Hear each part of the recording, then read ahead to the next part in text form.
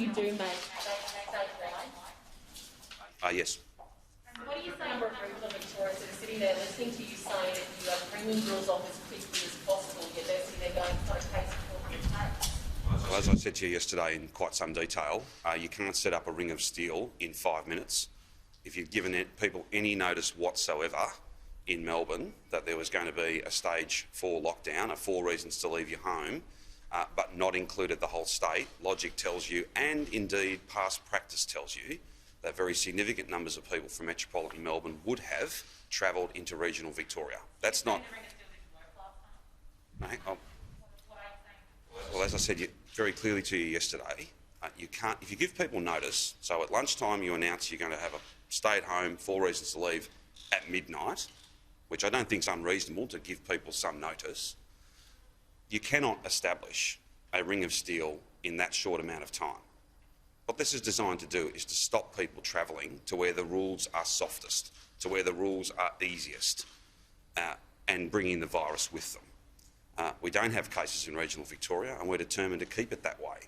We don't for a moment underestimate how challenging this is for everybody, regardless of what postcode they live in. But at the same time, the decisions were practical and they are working. Only time will tell, though. These next 24 hours will be critical, and if I could make a pronouncement with certainty about tomorrow, then I would. But that would not be the right way to go. We just have to wait and see how many more cases, and indeed the nature of those cases, over the next 24 hours. You said it's trying to establish that ring of steel immediately. You've had the better part of a week to set one up if you were going to. Has any work been going on in establishing a ring of steel if it's deemed necessary to keep Melbourne under a different regime to the rest of Victoria? Well, we don't believe that's going to be necessary, but there's work goes on at Victoria Police Command. It's obviously a continuous process. How long would it take to set up I'd need Victoria Police could probably give you a sense of that. But there's different variations. You can have something that is a genuinely hard lockdown where every single vehicle on every single road is being stopped. That won't see too many police stations open, won't see too much community policing going on. That's a very different set of circumstances than what we would always prefer. Then there are other checkpoints on major roads where you randomly check people. There's a whole range of different variation here.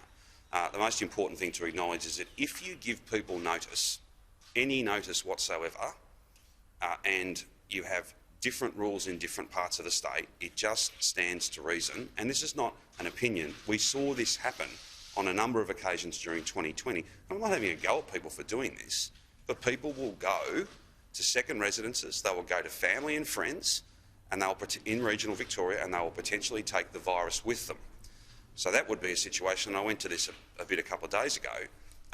So Melbourne settles, we're able to lift these rules, and then a week later, or maybe even further than that, we start to see wastewater testing results showing that there is virus in regional Victoria. We don't want that. We just don't want that. Just on the new quarantine facility you're looking at, what site at Melbourne Airport are you looking at, or what part of?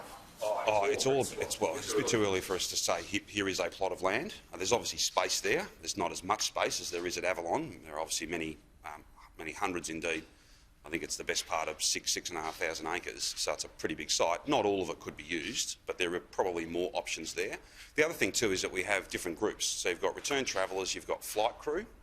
Part of our discussions with Melbourne Airport for a while now have been about a specific facility for flight crew being built there.